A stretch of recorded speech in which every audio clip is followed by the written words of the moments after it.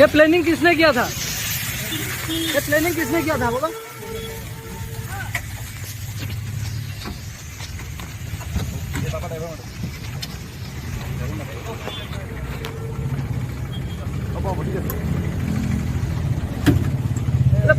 Planning তো কোনে কৰিছিলে?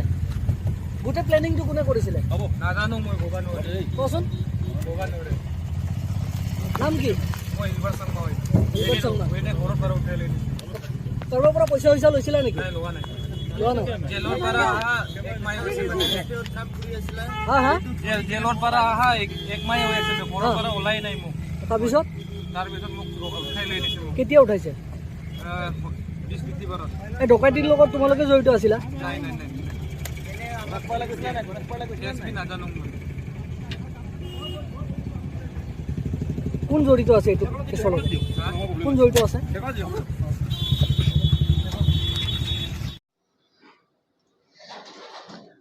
যোৱা 19 জানুৱাৰী তাৰিখে ধীৰেনপাৰা অঞ্চলত যিটো ডকাইতিৰ ঘটনা সংঘটিত হৈছিলে তাৰ লগত জড়িত মূল যিকেইজন ব্যক্তি আছিলে যিজনে প্ৰথমে আমি দুজন ব্যক্তিক এৰেষ্ট কৰিছিলোঁ তাৰ পাছতে আমি তাৰ লগত জড়িত মূল কেইজন ব্যক্তিক আমি যোৱা নিশা আমি এটা বিশেষ অভিযান চলাই এই অভিযানটো আমাৰ মেঘালয় বৰ্ণিহাটত চলিছিলে আৰু এই অভিযানটোত আমাৰ তেওঁলোকৰ স্থানীয় আৰক্ষীৰ লগতে কামৰূপ ৰুৰেল কামৰূপৰ আৰক্ষী আৰু STFও সহযোগ কৰিছে আৰু দুজনকৈ মূল ব্যক্তি তেওঁলোকক আমি এৰেষ্ট কৰিবলৈ সক্ষম হৈছিলোঁ। তেওঁৰ প্ৰথমজনৰ নাম হ'ল হিলবাৰ্ট চাংমা, তেওঁৰ 30 বছৰ বয়স আৰু তেওঁৰ ঘৰ হ'ল সোণাপুৰ অসমত। আৰু দ্বিতীয়জন ব্যক্তি হ'ল ৰণী চাংমা, 28 বছৰ বয়স, তেওঁৰ ঘৰ হ'ল সোণাপুৰত।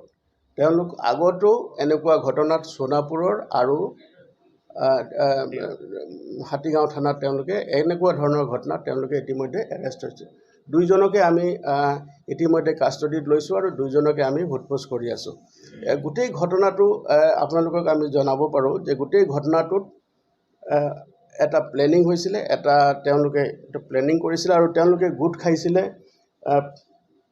পিনাকিন হোমষ্টে বুলি এটা হোমষ্টে আছে কামাখ্যা গেট দুৰ্গা সৰোবৰ, তাত গোট খাইছিলে আৰু তাত গোট খাই তেওঁলোকে গোটেই বিষয়টো আলোচনা কৰি তেওঁলোকে সেইটো তাত প্লেন কৰিছিলে আৰু প্লেন কৰি তেওঁলোকে ভূতনাথ অঞ্চলত গৈ তেওঁলোকৰ মোবাইলবিলাক বন্ধ কৰিলে আৰু মোবাইলকেইটা বন্ধ কৰি তেওঁলোকে আহি এই ঘটনাটো তেওঁলোকে সংগঠিত কৰিলে আৰু ঘটনাটো সংগঠিত কৰি তেওঁলোকে লগে লগে তেওঁলোকে বৰ্ণিহাট মেঘালয়লৈ তেওঁলোকে গুচি গ'ল আৰু তাৰ পৰাই তেওঁলোকে এতিয়া যেতিয়া আমাৰ তদন্তটো চলি আছে দেখা গৈছে যে চুবুৰীয়া ৰাজ্যৰে এখন গাড়ী তেওঁলোকে ব্যৱহাৰ কৰিছিলে, বগা গাড়ী।